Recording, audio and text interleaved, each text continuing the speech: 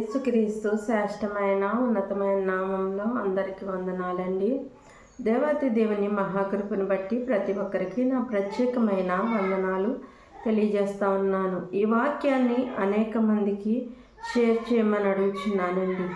దేవాతి దేవుడు ఈ దినాన్న మనతో మాట్లాడుచున్న అంశం ఏంటంటే, ఆయనను అప్పగించే స్థితిలో నీవును జీవించుచున్నావా అనే అంశం ద్వారా ఆయన ఈ దినాన్న మనతో మాట్లాడుచున్నారు. అయితే మత్తయి సువార్త 26వ అధ్యాయము ఇక్కడ 14 నుంచి 16 వరకు ఈ విధంగా రాయబడి ఉన్నది. అప్పుడు 12 మందిలో ఒక్కడగు ఇస్కరియోతు యూదా ప్రధాన యాజకుల యొద్దకు వెళ్ళి, నేను ఆయనను మీకు అప్పగించిన ఎడల నాకేమిత్తురని వారిని అడిగాను. అందుకు వారు 30 వెండి నాణాలు తూచి వానికి ఇచ్చిరి. అప్పటి నుండి ఆయనను అప్పగించుటకు తగిన సమయమును కనిపెట్టుచుండెను. దేవుడి పరిశుద్ధ వాక్యము దీవించునుగాక. ప్రార్థన. మహోన్నతుడా, మహిమగల రాజా, సర్వోన్నతుడా, సర్వాధికారి, నీ కృపగల నామంలో స్తుతి స్తోత్రములయ్యా. నాయనా, ఈ దినాన్ని మీరు మాట్లాడుచున్న లేఖనాన్ని బట్టి వందనాలు. దీని ద్వారా నాయన మా యొక్క జీవితాలని ఏ విధంగా మార్చుకోవాలో, నాయన మేము ఎలాగూ జీవించాలో నేర్పించండి ప్రభా. నాయన మేము పాపానికి శాపానికి దూరంగా జీవించేవారుగా సహాయం దయచేయండి. మా జీవితాలను మార్చుకుని తండ్రి నాయన నీ వైపు నాయన మేము నాయన వెళ్ళగలగడానికి కృప చూపించండి. నాయనా, నీ సన్నిధి కాంతి ప్రకాశింపచేయమని అడుగుచున్నాను ప్రభా. నీకు వందనాలు. నాయనా, ఎన్న వాక్యాన్ని నాయన మేము విడిచిపెట్టకుండా తండ్రి వాక్యానుసారమైన జీవితము నాయన మేము పొందుకోవడానికి సహాయం దయచండి. ఈ వాక్యము తండ్రి యూట్యూబ్ ద్వారా అనేక మంది నాయన ప్రభా వినగలగడానికి సహాయం దయచండి. నాయన నీకు వందనాలు. అనేక మంది నాయన ప్రభా విని నాయన ఒక్కరైనను నాయన ప్రభా నీ కొరకు రక్షింపబడితే నాయన అంతకన్నా భాగ్యము తండ్రి మరొక లేదు ప్రభా. నాయన దానికోసం ప్రయాసపడుచుండగా తండ్రి నాయన నీ సహాయము నీ కృప నాకు అనుగ్రహింప చేయమని ప్రభా. నాయన మీరే సూటిగా తేటగా మాట్లాడమని నజరేయుని నామములో అడుగు పెట్టుకున్నాం తండ్రి. ఆమేన్. మరి దినాన్న దేవాతి దేవుడు ఏం మాట్లాడుచున్నారండి? ఆయనను అప్పగించే స్థితిలో నీవును జీవించుచున్నావా అని. అంటే ఆయన్ని అప్పగించే స్థితిలో నీవును జీవించుచున్నావా అంటే ఎందుకు నీవును జీవించుచున్నావా అని ఇక్కడ దేవుడు అడుగుచున్నాడంటే, అలనాడు దేవుని యొక్క శిష్యులుగా ఉన్న ఆ శిష్యుల్లో ఒక్కరైన ఇస్కరియోతు యూదా అండి. మరి దేవునికి మంచి స్నేహితుడిగా ఉండేవాడు అనమాట. దేవునితో మరి మంచి అనుబంధాన్ని కలిగిన శిష్యుడు.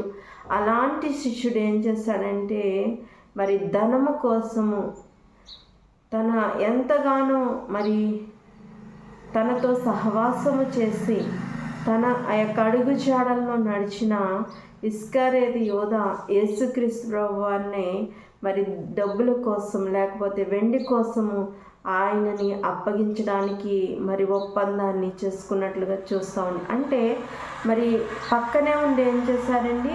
ఎన్నిపోటు పడవడం అంటారు కదా, ద్రోహం చేయడం అంటారు కదా. మరి ఆయనతో తిరిగి ఆయనతో సహవాసం కలిగి ఆయన వాక్యాన్ని తెలుసుకుని వాక్యానుసారమైన జీవితం జీవించే ఒక శిష్యుడే ఆ విధంగా దేవుని ఎన్నిపోటు పొడిచినట్లుగా చూస్తూ ఉంటున్నాం. అలానే ఈ దినాల్లో కూడా మరి అలనాడు ఇస్కరియోతు యూదా యేసుక్రీస్తు ప్రభువారిని ఒక్కసారి అప్పగించాడండి. అప్పగించిన దానికి అతను పశ్చాత్తాపపడి మరి ఉరివేసుకుని చనిపోవడం అనేది జరిగింది. అయితే ఈ దినాన్న మరి ప్రతి నిమిషము దేవుని అవమానానికి అప్పగిస్తూ ఉన్నాం. ఎవరి ఎదుట మనని దేవుని అవమానిస్తామన్నామండి? అన్ని జనాంగం మధ్యన ఆయనకి మనం అవమానాన్ని కలుగజేస్తా ఉన్నాం. ఎందుకు అంటే మరి దేవుని వాక్యం మనకి ఏం నేర్పిస్తుంది? దేవుని వాక్యం మనల్ని ఎలాగ జీవించాలని మనని తెలుపుతుంది. అదంతా మర్చిపోయి మరి మనము అన్యులతో మంచి సహవాసాన్ని కలిగిన వారిగా అన్య సంబంధమైన ఆచారాలు చేసేవారిగా మనం ఉంటున్నాం. ఇటు క్రైస్తవులు అని చెప్పుకుంటున్నాం, కానీ క్రైస్తవ జీవితం అనేది మనలో లేకుండా ఒక అన్యులుగా బ్రతుకుచున్నాం. అందుకనే దేవుని నామం ఎక్కడ దూషింపబడుతుందండి? అన్య జనాంగం మధ్యన దూషింపబడుతుంది. అంటే ఆయన్ని మనం ఏం చేస్తున్నాం? అవమానానికి అప్పగిస్తున్నాం. మరి ఇక్కడ ఇస్కారియోతు యూదా ఒక్కసారి ఆయన మరణానికి అప్పగించాడు, కానీ మనము అనుక్షణము కూడా ఆయన్ని అవమానానికి అప్పగించేవారు ఉంటున్నాం. అందుకనే మరి దేవుని వాక్యం సెలవిస్తుంది, నువ్వు ఏ స్థితిలో జీవిస్తున్నావు? దేవుణ్ణి నువ్వు అవమానపరిచే స్థితిలో జీవిస్తున్నావా? మరి ఆయన్ని అనుక్షణము మరి నువ్వు అప్పగించే స్థితిలో ఉన్నావని ఈ దినాన్న ఆయన మనతో మాట్లాడుచున్నారండి. మరి ఆయన శిష్యులు ఎంతమంది అండి? 12 మంది శిష్యులు కదా. ఆ 12 మంది శిష్యుల్లో ఒక్కరైన వారు ఎవరండి? ఇస్కారియోతు యూదా. అంటే ఒక ప్రధానమైన పాత్ర పోషించే వ్యక్తిగా ఉన్నాడు. మరి డబ్బు సంచి అతని దగ్గర ఉండేదన్నమాట.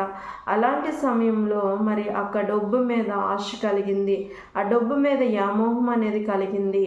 అందుకనే ఆ డబ్బు కోసము సాక్షాత్తు యేసుక్రీస్తు ప్రభువారిని అప్పగించాలని అతడు నిర్ణయించుకున్నాడు. మరి ఆయన అప్పగించడానికి మరి అతడు ఏం చేశాడండి? ఒక ఒప్పందం కుదుర్చుకున్నాడు కదా. మరి ఎండి నాణ్యాల కోసం ఎన్ని నాణ్యాలండి? 30 ఎండి నాణ్యాల కోసము మరి ఆ దేవుణ్ణి అప్పగించేసినట్లుగా చూస్తూ ఉన్నాం. తగిన సమయం కోసం అతన్ని ఎదురు చూస్తూ ఉన్నారంట. ఒంటరిగా ఎప్పుడు దొరుకుతాడో, ఏ సమయంలో ఆయన అప్పగిస్తామా అని మరి ఎదురు చూస్తూ మరి ఆయన అప్పగించడానికి వాళ్ళకి ఒక గుర్తు కూడా చెప్తాడు కదండి. మరి ఇవన్నీ దేవునికి తెలియదా అంటే మరి ఆయన దేవుని కాబట్టి ఎవరు మనసులో, ఎవరి అంతరంద్రంలో, ఎవరి యొక్క హృదయాల్లో ఏమున్నావో సమస్తము ఎరిగిన దేవుడు. మరి నేనేం ఆలోచిస్తున్నానో, నా ఆలోచన విధానం ఎలా ఉందో, నాలో మంచి ఆలోచనలు ఉన్నాయా, చెడ్డ ఆలోచనలు ఉన్నాయా, ఇతరుని నాశనం చేయాలనుకుంటున్నానా, ఏం చేయాలనుకుంటున్నాను అనేది మనుషులు ఎవరికి తెలియకపోవచ్చు, కానండి దేవునికి తెలుసు. అలానే మరి ఆయన హృదయంలో ఏమున్నాయి, ఆయన ఎలాంటి తలంపులు కలిగి ఉన్నాడనేది దేవునికి తెలియదా? తెలుసండి. తెలిసినప్పటికీ కూడా మరి ఆయన మౌనంగా మరి ఇస్కారియోతు యూదాని ఏమీ అనకుండా మౌనంగా ఉండడానికి కారణం ఏంటో తెలుసండి?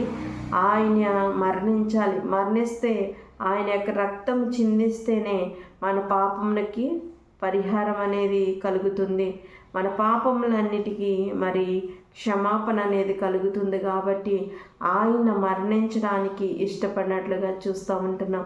ఏ నేరము చేయలేదు, ఏ తప్పిదములు చేయలేదు, కానీ ఆయన మౌనంగా ఉన్నాడు.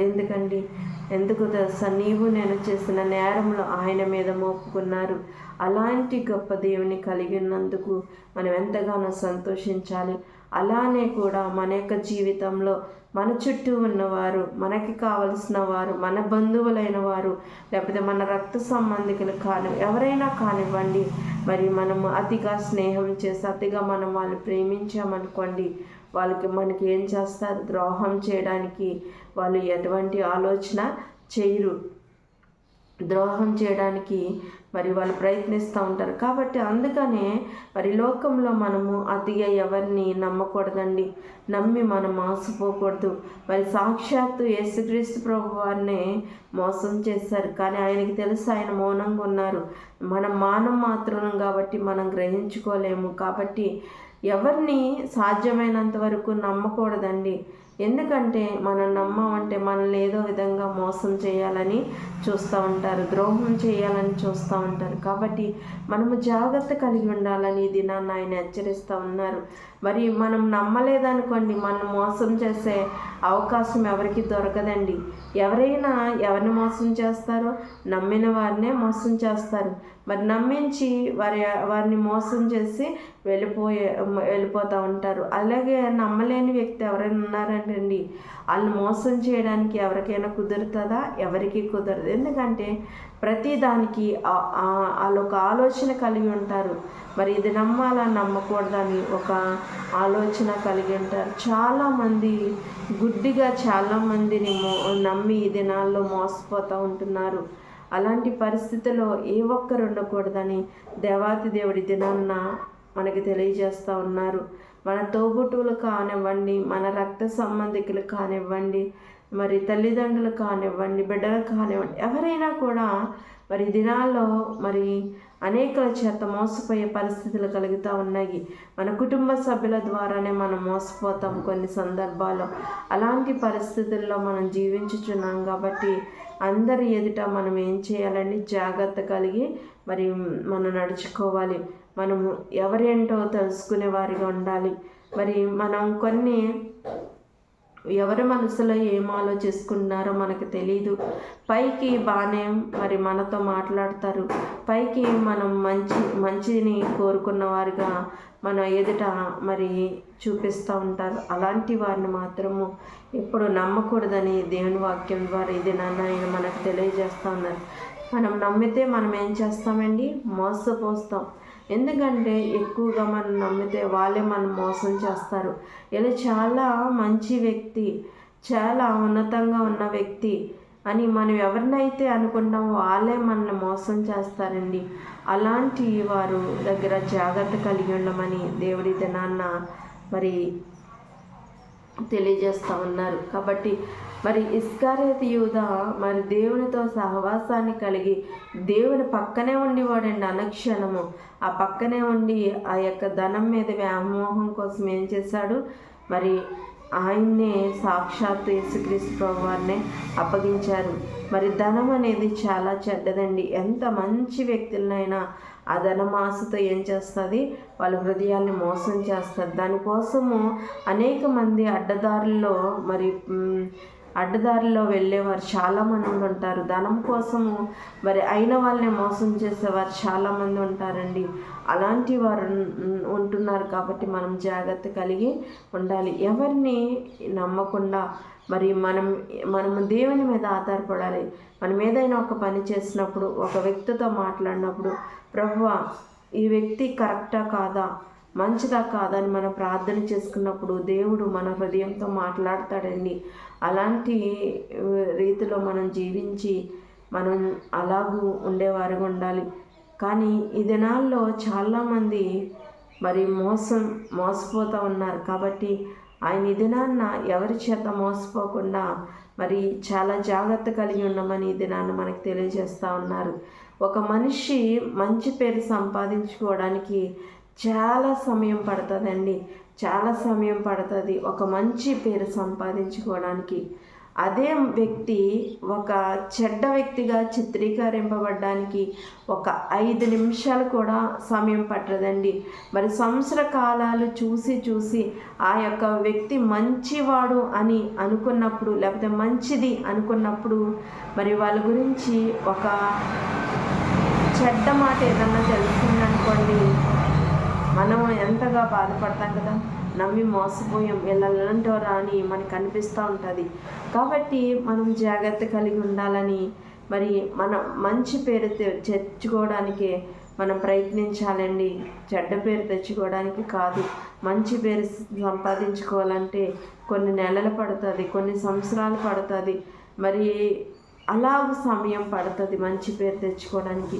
అదే తెచ్చుకున్న మంచి పేరు పోగొట్టుకోవడానికి 5 నిమిషాల సమయం కూడా పట్టదు. అతని గురించి ఒక్క చెడ్డ విషయం తెలిస్తే ఇలాంటి వాడా, ఇంతవరకు ఇలాంటి వ్యక్తిని నేను నమ్మాను, ఇలాంటి మోసగాడా, లేకపోతే ఇలాంటి మోసం చేసేదా అని మనం అనుకుంటూ ఉంటాం. అందుకని మనం అతిగా ఎవరితోనూ స్నేహం చేయకూడదండి.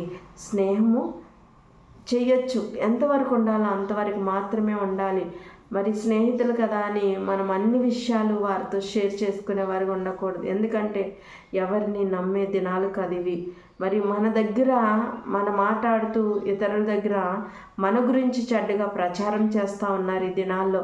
మరి వాళ్ళు ఇచ్చే డబ్బు కోసం కానివ్వండి, లేకపోతే వాళ్ళ దగ్గర ఏదో మంచి పేరు సంపాదించుకోవడం కోసం కానివ్వండి, మరి దేనికోసమైనా కానివ్వండి, ఏదన్నా మన విషయాలు తెలుసుకుని ఇతరుల దగ్గర మన గురించి చెడ్డగా చెప్పడం, లేకపోతే ఇతరుల గురించి మన దగ్గర చెడ్డగా ఇలాంటివి జరుగుతూ ఉన్నాయి.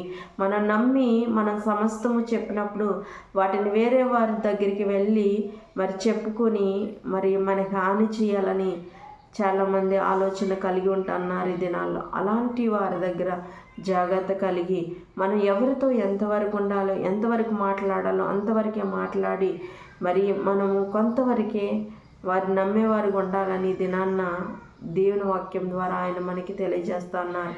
కాబట్టి ఏ క్షణాన్ని ఏం జరుగుతుందో తెలియడం లేదు. కాబట్టి ప్రతి ఒక్కరు జాగ్రత్త కలిగి ఉండాలని మరి ఆయన ఈ దినాన్న మనకు తెలియజేస్తున్నారు. అలనాడు ఇస్కరియోతు యూదా మరి యేసుక్రీస్తు ప్రభువారిని అప్పగించడానికి 30 ఎండి నాణాలకి బేరం కుదుర్చుకుని మరి ఆయన అప్పగించాడండి. ఆయన ఒక్కసారి అప్పగించాడు, కానీ మనము అనుక్షణము కూడా ఆయన అవమానానికి అప్పగిస్తున్నాం. అలాంటి స్థితిలో కనుక నీవు నేను జీవిస్తూ ఉంటే మన యొక్క జీవితాన్ని మార్చుకుని మరి దేవుణ్ణి మహిమపరిచేవారిగా, ఘనపరిచేవారిగా, ఆయన కీర్తించి కొనియాడేవారు ఉండడానికి పరిశుద్ధాత్మ యొక్క వాక్యం ప్రతి ఒక్కరి జీవితాల్లో ఫలింపచేయనుగాక. ఆమేన్. అందరికీ వందనాలండి. ప్రార్థన. మహోన్నతుడా, మహిమగా రాజా, సర్వోన్నతుడా, నీకు ఎన్న వాక్యం విడిచిపెట్టకుండా అది మా జీవితాన్ని, మా బతుకులను సరిచేసేది ఉండడానికి సహాయం దయచేయండి. అంతటా అందరూ మారు మనసు రక్షణ పొందుకుని నీ యొక్క రక్షణ మార్గం నడవడానికి కృప చూపించమని చిన్న ప్రార్థన నీ సన్నిధానం చేర్చుకోమని నజరేయునేసు నామములో అడుగుచున్నాను తండ్రి. ఆమేన్. అందరికీ వందనాలు.